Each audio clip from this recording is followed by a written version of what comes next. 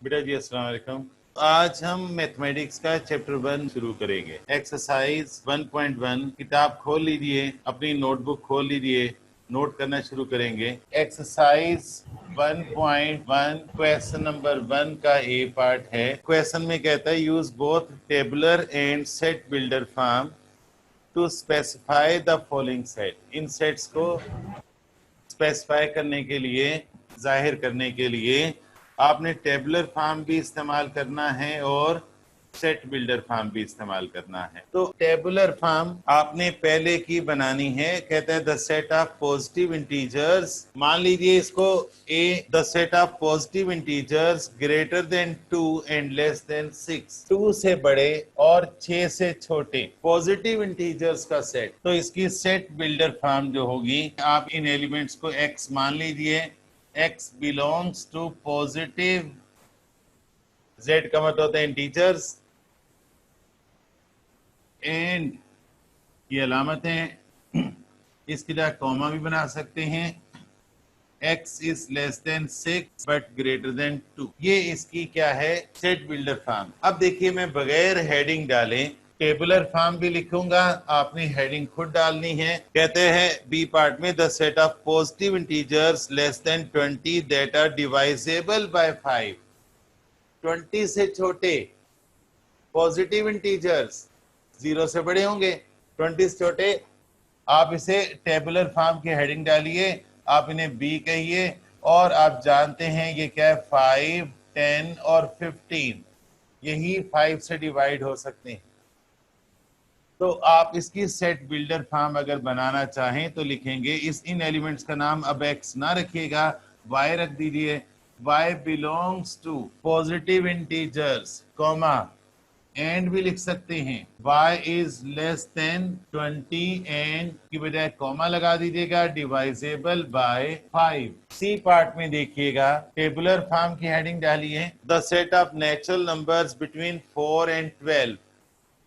तो natural numbers का set है बिटवीन, इसका नाम सी रख दीजिएगा, एलिमेंट्स की कोई और अलामत बना दीजिए, आप इनको x कह दीजिए, y कह दीजिए, z कह दीजिए, क्या फर्क पड़ता है, t कह दीजिए। मैं तरतीब से चल रहा हूं, इसको z कह देता हूं।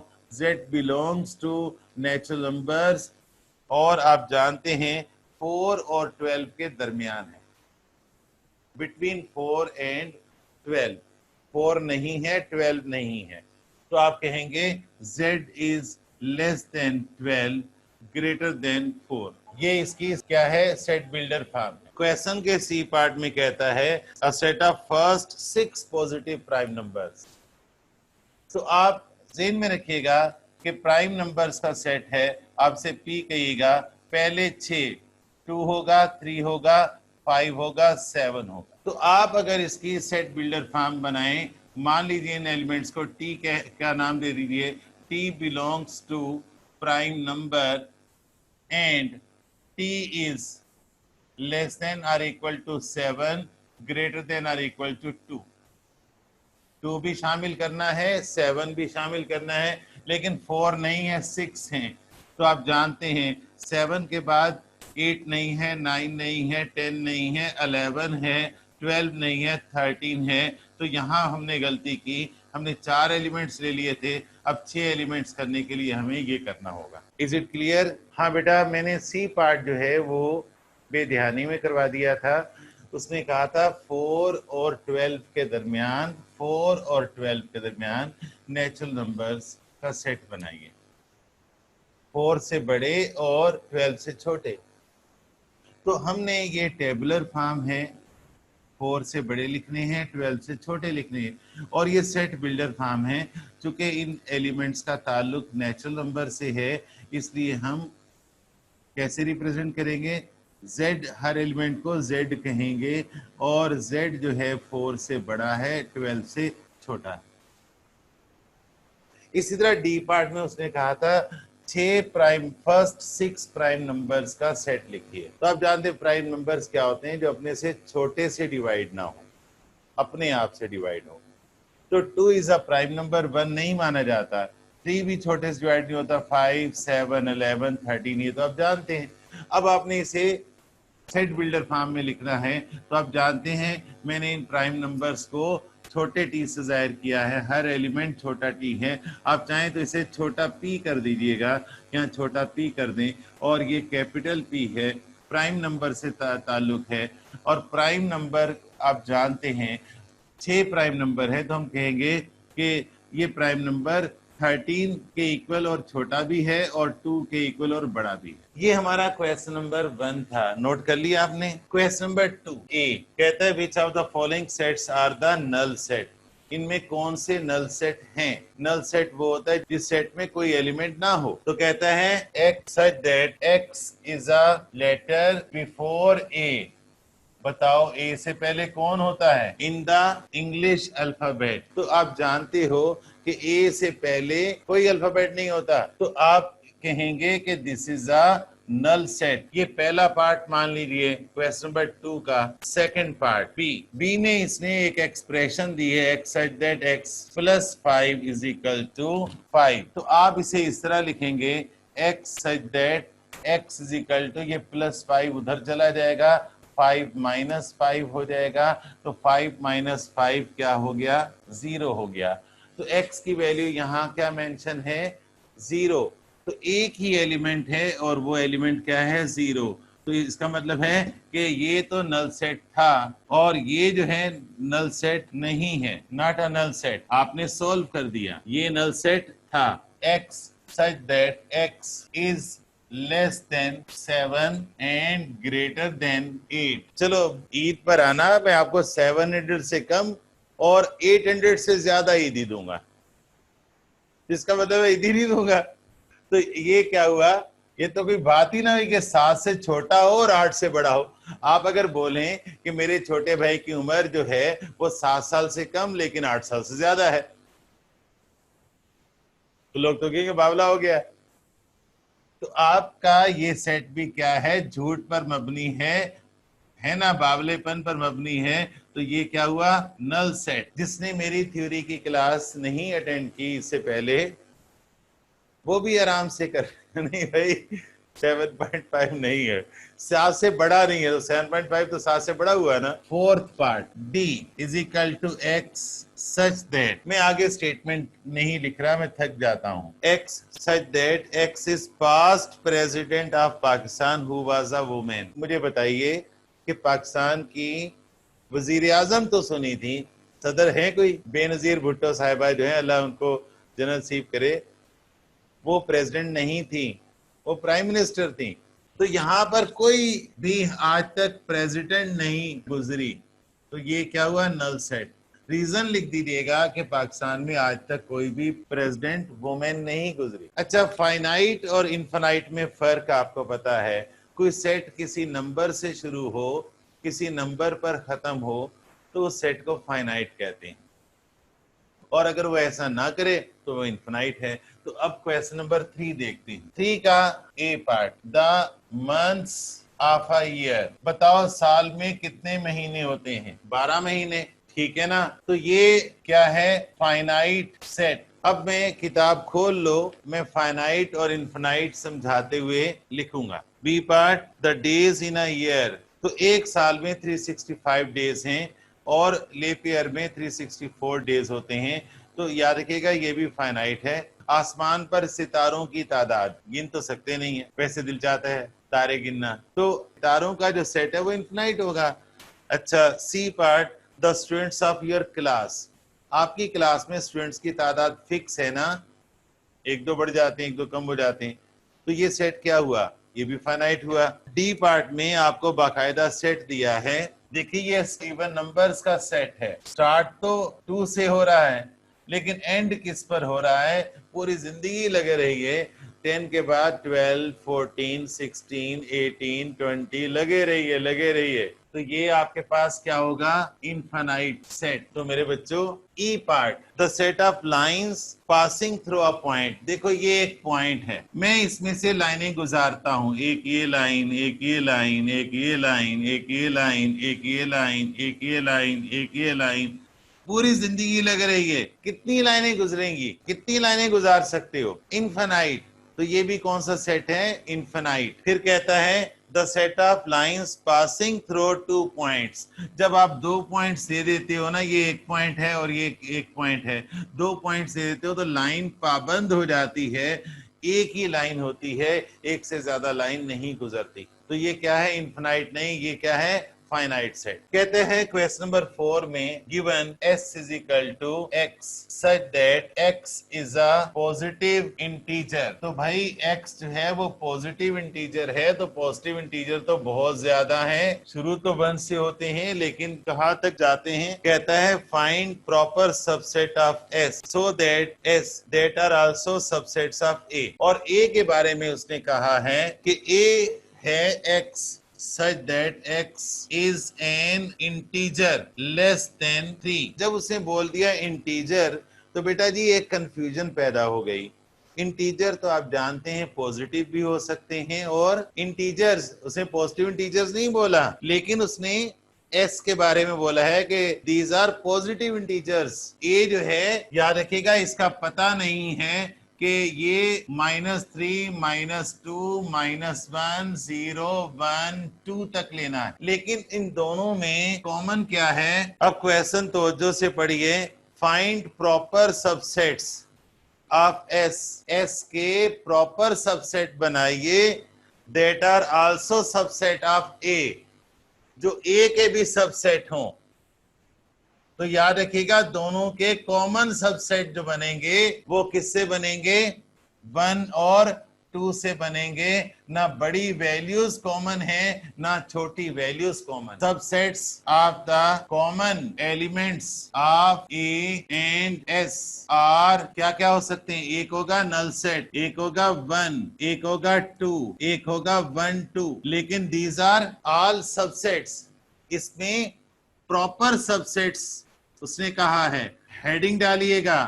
और प्रॉपर सबसेट कौन सा होता है? जिसके पास एलिमेंट्स की तादाद कम हो, ये आपका आंसर है। इट्स ओके, ये सारे प्रॉपर सबसेट्स हैं। और अगर वो कहता है इम्प्रॉपर सबसेट, इन दोनों के कॉमन एलिमेंट्स का बताइए, इम्प्रॉपर सबसेट बताइए, तो वो बेटा जी एक ही होता और वो होता 1, 2। उसे नहीं पूछा लेकिन हम बता देंगे। क्वेश्चन नंबर 5 है, आपको एक सेट दे रखा है, डायरेक्ट क्वेश्चन नहीं लिख रहा, आपको सोल्यूशन करवा रहा हूं। एक सेट दिया है और आपसे 4 बातें पूछ रहा है। ए पार्ट है प्रॉपर सबसेट्स बनाने हैं।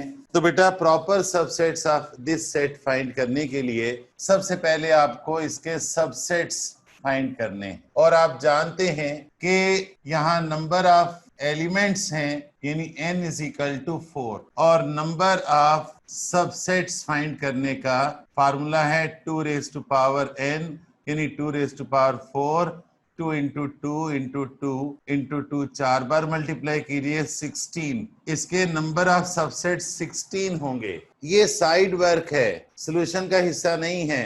तो आप इसके सबसेट्स बनाने के लिए यहाँ लिखेगा सबसेट्स, और पहला सबसेट जो है वो नल सेट होगा, फिर एक एक एलिमेंट के 4 सबसेट्स होंगे, और जगह कम है उसके बाद 2-2 एलिमेंट्स के ए के साथ बी सी डी अलग अलग आएंगे, A B A C A D. कहानी यहाँ खत्म नहीं होती, इसके बाद ए का काम खत्म हो गया, फिर हम बी के साथ बनाएंगे B C B D, B का काम खत्म हो गया, फिर हम सी डी बनाएंगे। 2-2 एलिमेंट्स के सबसेट आपने बना दिए। इसके बाद आपने 3 एलिमेंट्स के, कैसे? ए बी के साथ सी लिखिए, ए बी के साथ डी लिखिए, फिर बी की ड्यूटी खत्म, सी की ड्यूटी शुरू, ए के साथ सी के बाद डी लिखिए। ए ने बी को 2 रेस्पॉन्सिबिलिटीज दी थी, ए ने सी को 1 रेस्पॉन्सिबिलिटी दी है। अब ए का काम बिल्कुल खत्म, बी जो है सी को रेस्पॉन्सिबिलिटी देगा और आपके पास बी सी डी आएगा। और फाइनली 3 एलिमेंट्स के खत्म हो गए, finally A B C D. मैंने कितने गंदे तरीके से किया है। आपकी आंसर कॉपी बड़ी होती है, काश मैं इसे यहाँ पर ले आता, यहाँ पर ये जो चीज है यहाँ पर ले आता, दिस इज साइड वर्क, तो मैं 2 लाइनों में ये सारा काम कर लेता। अब काउंट कर लीजिए कितने सबसेट्स हैं, 1 2 3 4 5 6 7 8 9 10 11 12 13 14 15 16 16 हो गए। ये आपने बनाने के बाद ए पार्ट करना है, प्रॉपर सबसेट्स ऑफ ए। तो बेटा आपने क्या करना है, ये सारे जिन्हें मैं अंडरलाइन कर रहा हूं, ये सारे यहां उतार लेने हैं, सारे यहां उतार लेने हैं जिन्हें मैंने अंडरलाइन किया है। These are all proper subsets. और बी पार्ट में an improper subset of A, इस सेट ए का एक ही इम्प्रॉपर सबसेट है और ये लास्ट वाला है जिसे मैं सर्कल कर रहा हूं, और ये आपने यहां लिख देना। Is it clear? पहले सबसेट्स बनाने हैं और प्रॉपर सबसेट्स जिन्हें मैंने अंडरलाइन किया है वो यहाँ नीचे उतार लेने हैं, और जो आखिरी वाला सबसेट है असल सेट के बराबर है वो कहलाता है इम्प्रॉपर सबसेट। सी पार्ट है, कहता है two sets B and C that are subsets of A such that, आपने two sets B and C लिखने हैं that are subsets of A such that B C का सबसेट हो, यानी B छोटा हो और C बड़ा हो और ये दोनों किससे बने हो, A से बने हो। तो आप बेटा ये जो प्रॉपर सबसेट्स है ना, जो दिल चाहे इसमें छोटे वाले को कोई भी एक चूज कर लीजिए। मैं अपनी मर्जी से चूज कर रहा हूं, बी छोटा और सी बड़ा। फर्ज कीजिए आपने बी चूज किया है, सिर्फ ये आप सिर्फ बी, सिर्फ सी, सिर्फ डी या ए बी या ए सी या ए डी। अगर आप ये एक एलिमेंट वाला लेते हैं तो ये 2 या 3 एलिमेंट वाला ले सकते हैं, ठीक है ना। तो अगर आप फर्ज कीजिए ये ए बी लेते हैं तो आप इसे क्या लेंगे, ए बी सी। ए बी लाजमी होना चाहिए। अगर आप इसे ए सी लेते हैं तो ये ए सी, सी लाजमी और ए और सी लाजमी होना चाहिए डी। अब आपको यहाँ साफ पता चलता है कि यहाँ B is a subset of C और दोनों किसका सबसेट हैं, एक। ये आप अपनी मर्जी से ले सकते हैं। बी के एलिमेंट्स कम होने चाहिए, सी के एलिमेंट ज्यादा होने चाहिए, लेकिन सी में बी के एलिमेंट मौजूद होने चाहिए। B should be a subset of C, याद रखिएगा। अगर बी लेते हो ए बी सी तो गलत होगा, फिर सी उससे बड़ा लेना है। दोनों क्या होने चाहिए, प्रॉपर सबसेट में से चूज करना है। ये जो अंडरलाइन की इसमें से बी चूज करना है छोटा हो और सी चूज करना है बड़ा हो, लेकिन बी के एलिमेंट सी के अंदर मौजूद, ठीक है ना। डी पार्ट में कहता है two sets B and C such that subsets of A that are subsets of A such that B is a हो। मैं ये एक अलामत जो है आपको बिल्कुल नहीं समझा पाया।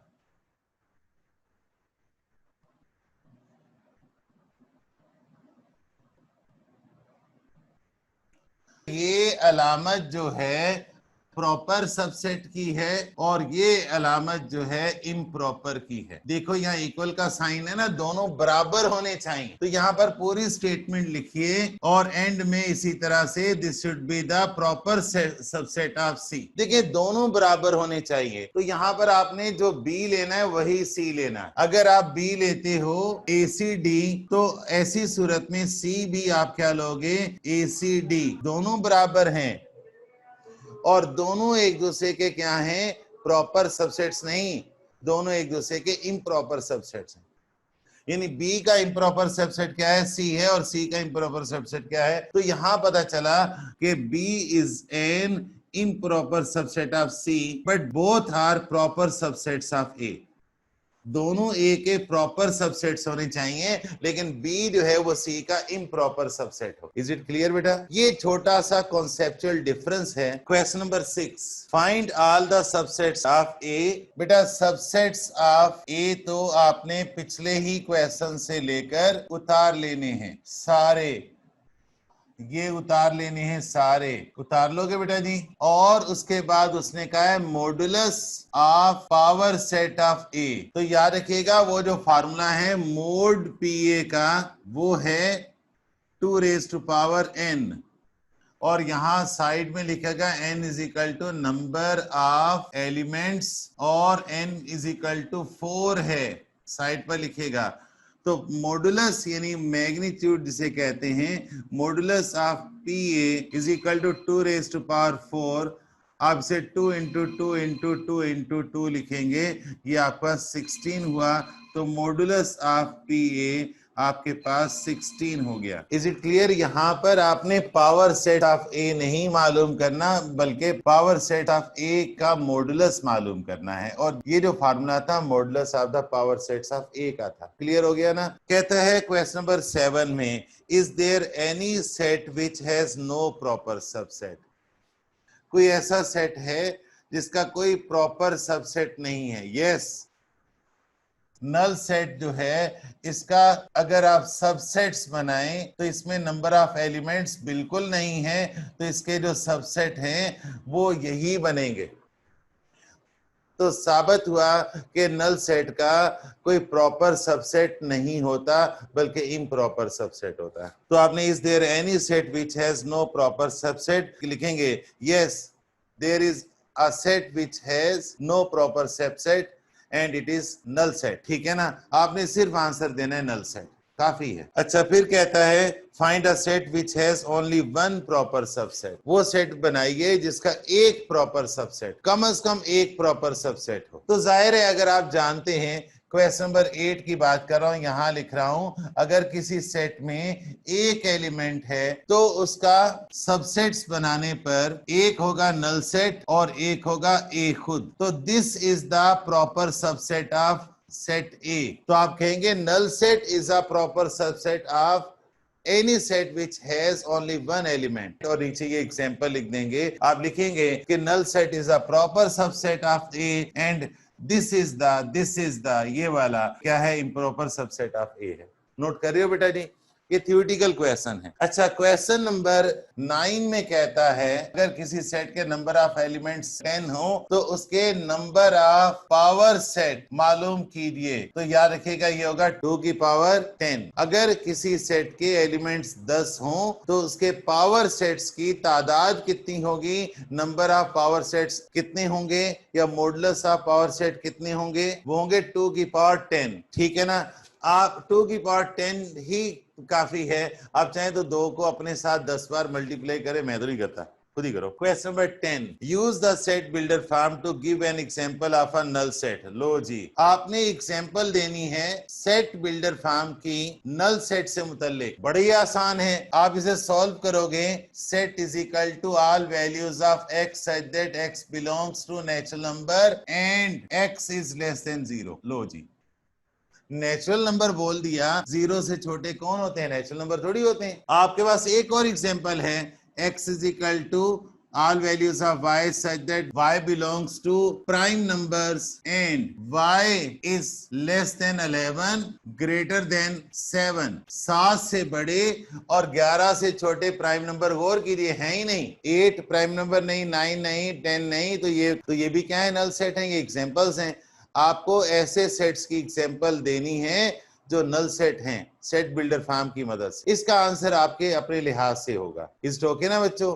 आपको 2 एग्जांपल दिए हैं, मुझे आपको 3 एग्जांपल और यहाँ पर करके बतानी। Question number 11, consider the set A. Question number 11, consider the set A. Set A दिया है आपको 1 2 3 4। Find a proper subset B of A. भाई इसका कोई एक प्रॉपर सबसेट मालूम करना है। Proper subset B of A, कोई एक इसका प्रॉपर सबसेट लिख लीजिए जो आपका दिल चाहे। आप चाहे तो 1 2 लिख दीजिए, आप चाहे तो 1 3 लिख दीजिए, आप चाहे तो 2 3 लिख दीजिए, आप 2 4 लिख दीजिए, 1 2 3 लिख दीजिए, 1 2 4 लिख दीजिए। लेकिन आपको पता है कि प्रॉपर सबसेट वो होते हैं जिसके एलिमेंट्स असल सेट से बने होते हैं और उससे कम होते हैं। अच्छा, कहते हैं then find a proper subset C of B. और अब आपने proper subset C of B करना है। तो ये जो आपने चूज किया है ना, इसे छोटा एक सेट बना दीजिए। आप चाहे तो 2 ले लीजिए, चाहे तो 1 ले लीजिए। सी जो है वो बी का क्या है? याद रखिएगा, यहां पर बी जो था वो ए का प्रॉपर सबसेट था और यहाँ सी जो है वो प्रॉपर सबसेट है किसका? फिर कहते हैं then find a proper subset D of C. थोड़ा सा इसे बढ़ा लेते हैं, आप इसे 2 3 4 कर दीजिए तो आपके पास ये 2 3 होगा। अब आपने प्रॉपर सबसेट डी ऑफ सी करना है। तो आपने अब डी जो लेना है, एक एलिमेंट और छोटा लेना है, दिल चाहे तो 2 रख दीजिए, दिल चाहे तो 3 रख दीजिए, आप दोनों आंसर सही हैं। तो यहां पर आपने बताया कि D is a proper subset of C.